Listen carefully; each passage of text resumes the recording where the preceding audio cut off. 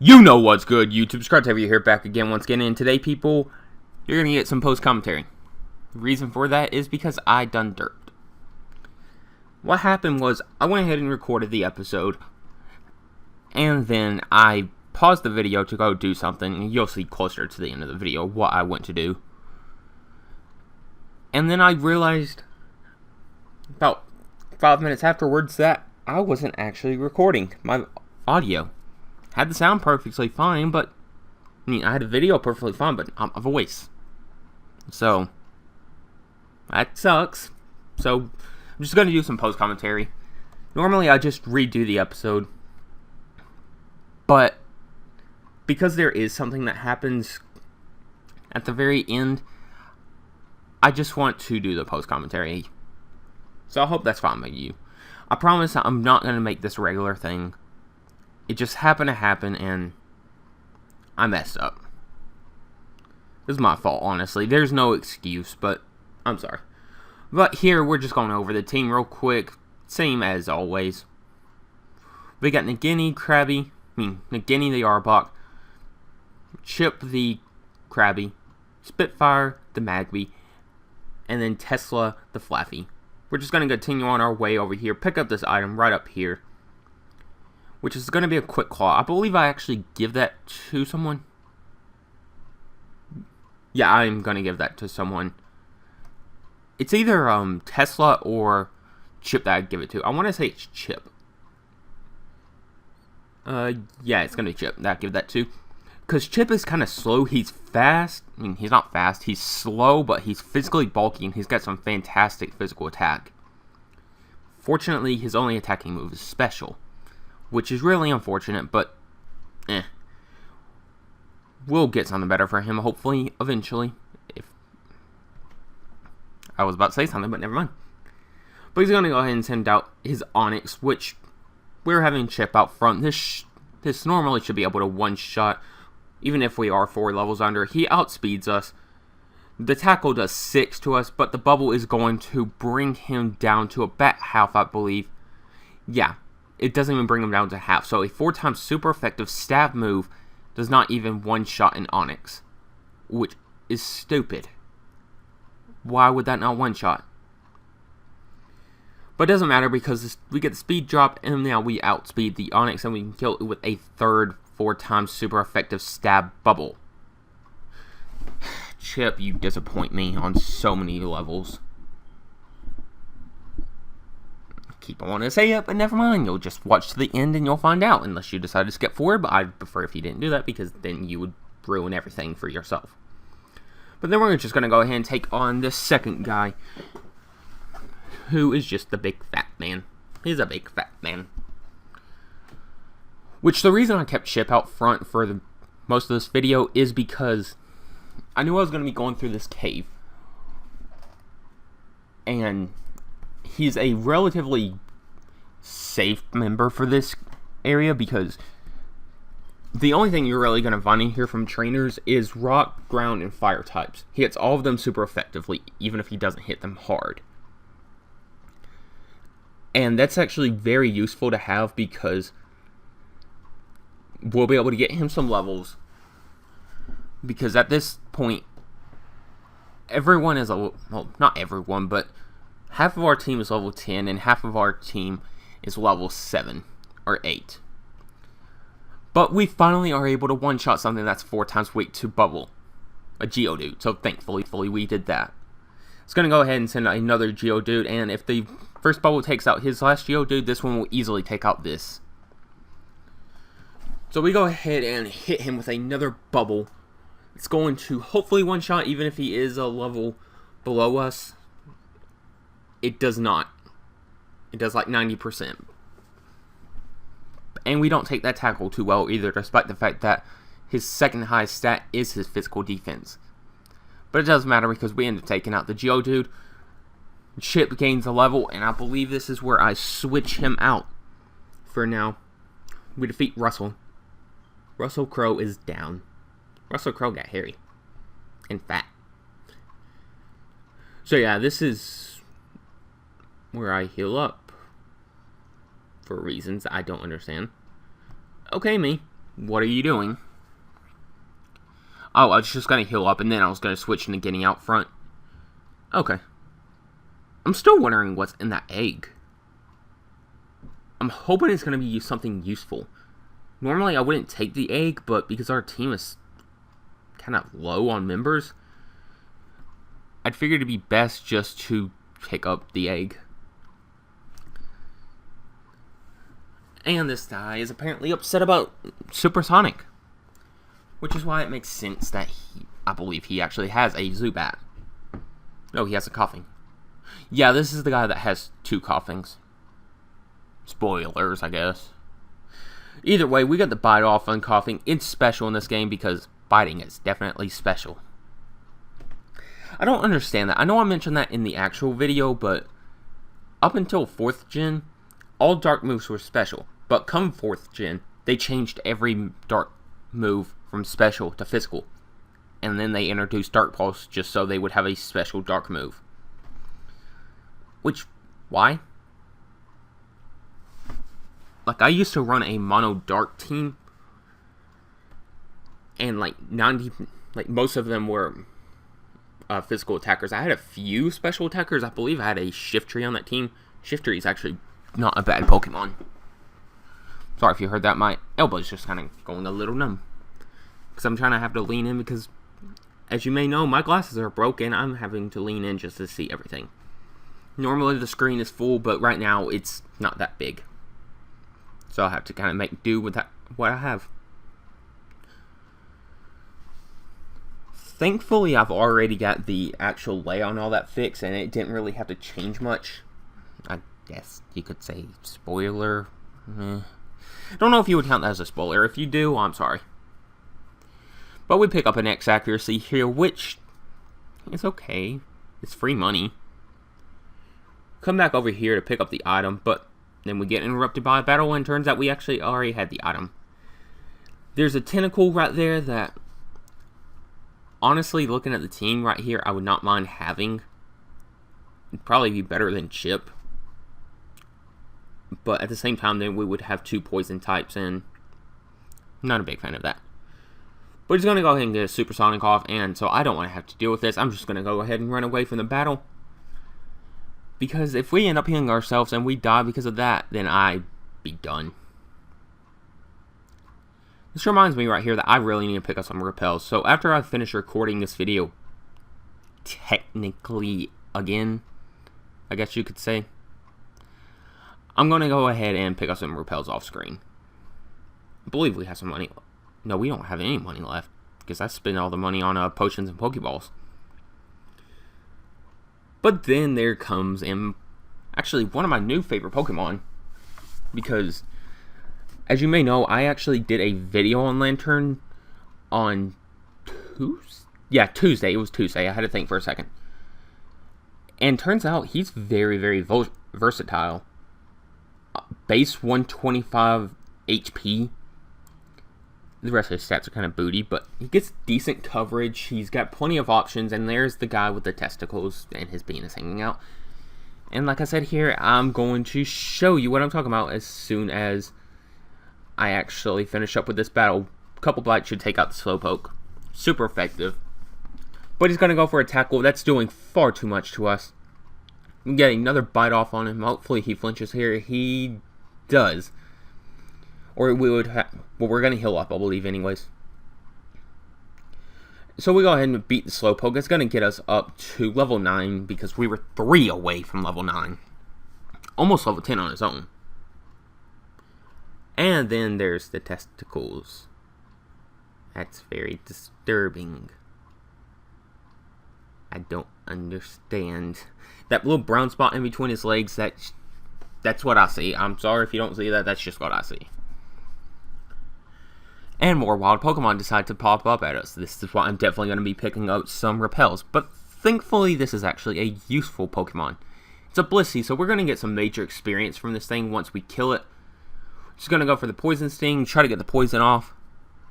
We unfortunately don't get the poison off. The Pound is doing 3 to us. We would go for Bite, but as I said earlier, Bite is a special move in this game, and that's not going to be really useful for us at the moment. going to go for the growl, which... Well then. Calm down, computer. Guess I'm going to have to continually move my mouse. Just went dark for a moment there. There's no need for that.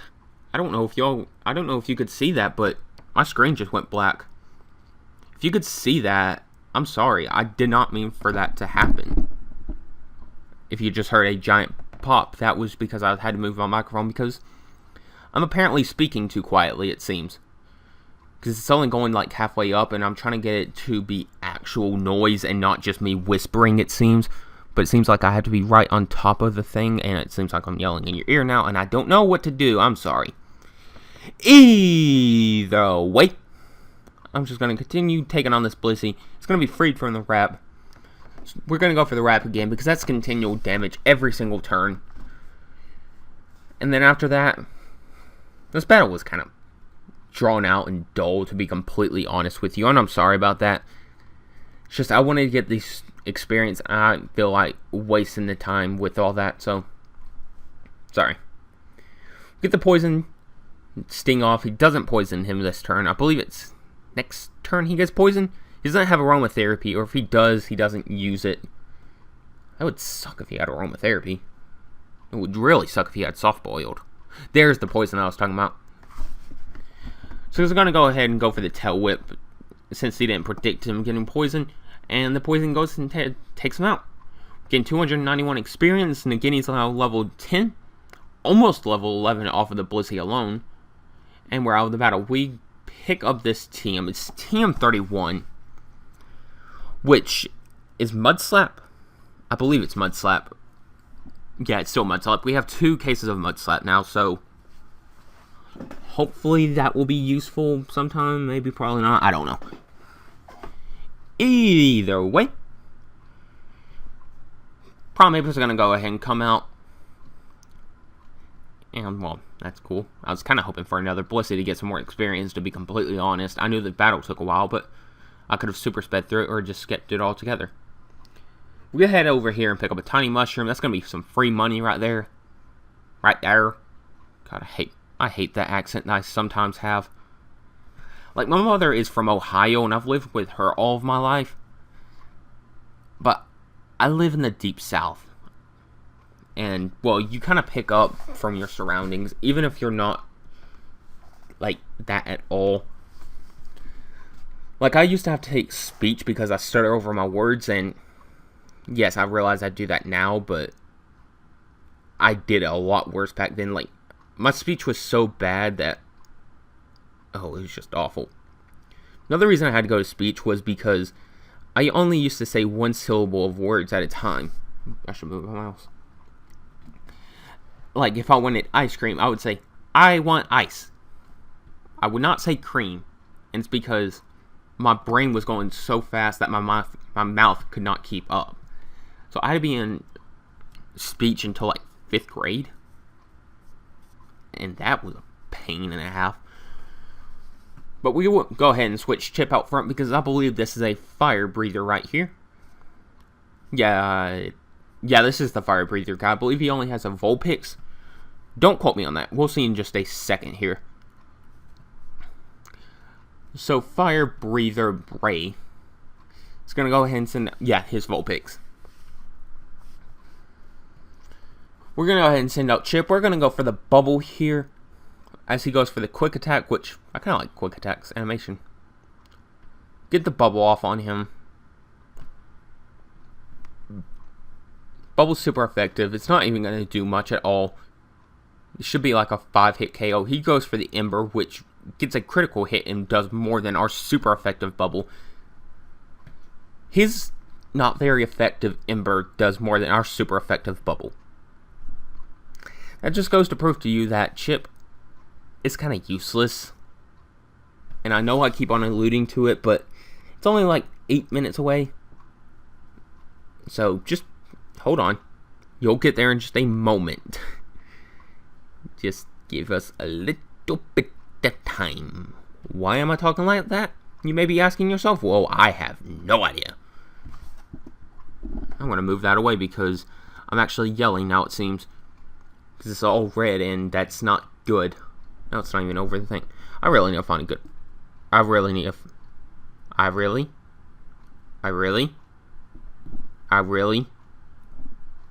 need to find a good place for this. Okay, I think that's good. I'm sorry that I kept on repeating, I really.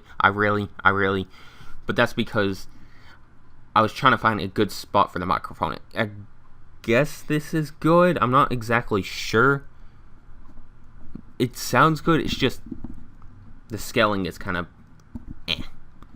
So we eventually get out of the Elix, however you want to pronounce it, cave, and we get our first encounter here, which turns out to be a Venusaur. In case you don't know, we cannot catch this thing. The reason for that is because in the Ashlocke, you cannot get the same Pokemon from an evolutionary line ever again.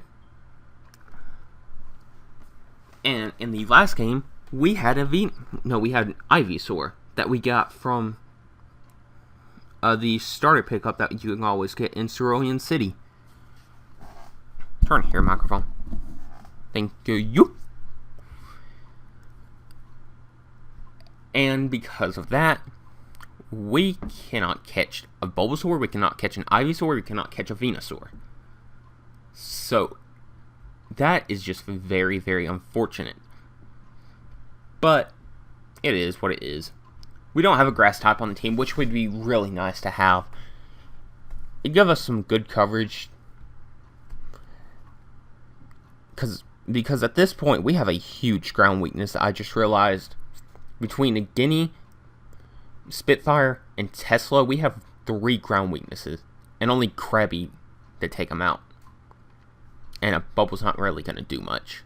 So, I believe that's the Charcoal God's face. I know we don't go in there at all, but we go ahead in here and pick us up, I believe, 10 Pokeballs and... No, we start with the Pokeballs. Fortunately, we don't have Great Ball Chat. I was trying to think of the name. And then we go ahead and pick us up 8 potions, because that's going to go ahead and round us out. We're not in Super Potion range just yet. In a couple of towns we will be. Why did I stop here? What am I even doing? Oh. Yeah, you can't even see what I'm talking about. What I was doing here, it was... I saw the little layer of, like, oranges and red. And I was wondering what that was. Then I just realized, like, 5 seconds later, that is his book bag. Or backpack. Yeah, I wasn't too smart. I'm sorry about that. Like I said in the video, I try not to keep the mouse on screen because of that, because that looks awful. But we'll go ahead and head into Elix Forest, which is where things start to get interesting. Because as you can see right here, we have run into a wild Kingdra. I bet you already know why I decided to keep the footage. But, in case you haven't figured it out, we're going to go ahead and send out Tesla, because the Thundershock is going to be neutral. I'll hopefully do less than half, which I believe it does. Gets a water gun off on us. He outspeeds us, which is unfortunate. But we get a Thundershock off because the water gun is not doing much at all. It's already better than Chip, which, if we catch this thing right here, we're going to go ahead and replace Chip with him. Because Kingdra is a lot better than Chip. And having a Dragon type this early on will definitely be helpful for us. But we go ahead and switch Nagini out here. He can't live another Thundershock, or if he could, it'd be too close for me to count, to be able to tell. But we go ahead and get the bubble off. No, he gets a bubble off, and we get a bite off. He flinches, which is even better. We start throwing Pokeballs at him. I know we have that one Love Ball, and with the gender difference, it's going to get that 1.25 boost. But he breaks out of the first Pokeball. He didn't even get a single shake off of it, which is unfortunate. He's going to go for another bubble here as we go for the Love Ball. The Love Ball, like I said, has a 1.25 chance if they're opposite genders. 1. He gets 1 at least, so I was thinking here, oh my god, I'm never going to be able to catch this thing, and I'm going to waste all my Pokeballs on it. But then we throw another one, and I'm hoping here, I'm honestly hoping that I catch it. 1, 2, and he breaks out the second shake. Goes for a Leer, which is fine by me because he wasn't going for physical attacks, he was going for special attacks. All water moves in this game were special. So if you were a physical water type, you were kind of screwed. Like Gyarados and Kingler. So close there. Get the 3 shakes, but unfortunately we can't actually get him yet. And I believe this is where I start super speeding. No, I think right after this one we start super speeding because I was getting tired of wasting your time. Tired of trying to come up with commentary just for trying to catch one single Pokemon. But he goes for a smoke screen again, which is fine because that's not going to matter because we're not even throwing Pokeballs at him. We're not even attacking him. We throw one more at him. We hope, we pray, we plead that he stays. Not even a single shake right then and there. Then he gets another Leer off. One more Pokeball coming his way. How much is that going to do? That's going to not be a single shake again. At this point, I was like, oh my god, I think I'm just screwed. Now I say, screw it, let's just super speed through it. We do that, and we finally get the Kingdra. But this is where you may be wondering, but Kratos, your layout changes when you get a new Pokemon, right? Well, you'll see at the end. Because that is a huge Kingdra, 5'11", 350 pounds. I have no idea what to name him, though. I know Juvia is obvious, I know Trident is obvious, I know Ariel's obvious, but I have no idea what to actually name this thing. And the fact that I have no idea what to name it kind of leaves me befuzzled. Yes, befuzzled is a word. It is now, at least. And well, anyways. So I was going to go ahead and leave it up to you guys to choose the name for Kingdra. Kingdra is going to turn into our Masachika for this run. The reason I say that is because